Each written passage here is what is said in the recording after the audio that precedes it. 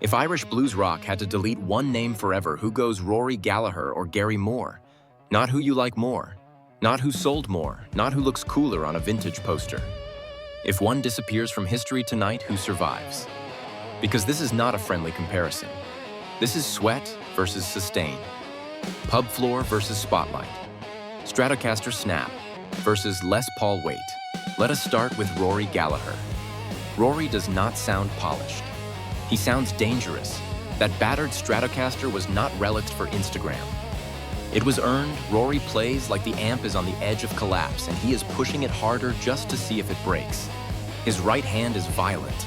Every note is punched into existence. Every chord barks. Every solo still feels glued to the groove. Rory does not float above the band.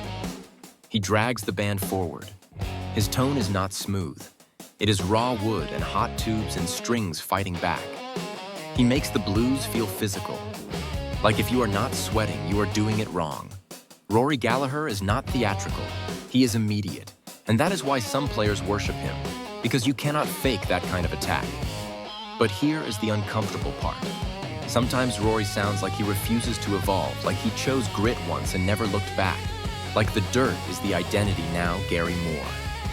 Gary does not attack the blues. He possesses it, Les Paul into Marshall. Sustain that refuses to die. Vibrato so wide it sounds like a human voice under pressure.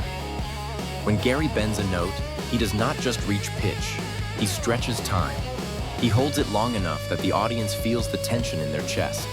And then he pushes it further. Gary is not subtle. He is dramatic. He makes one note feel like a confession where Rory punches.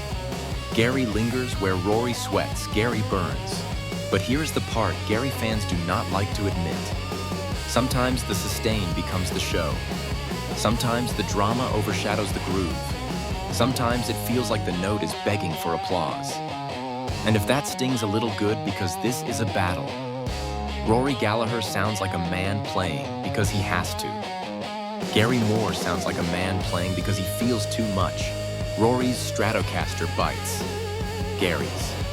Les Paul sings. Rory lives inside rhythm. Gary lives inside emotion. Rory makes you move your feet.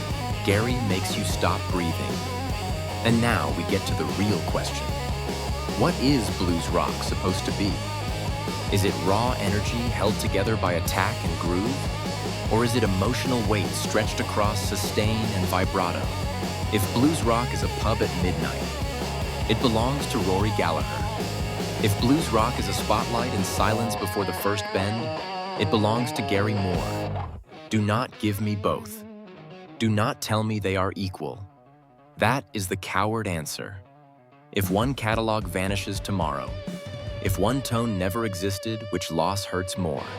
Drop it like this, Rory or Gary, and give me one song, one, not a list, not 5.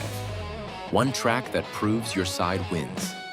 If you say Rory, I want the song that shows the bite. If you say Gary, I want the song that proves the sustain is more than drama.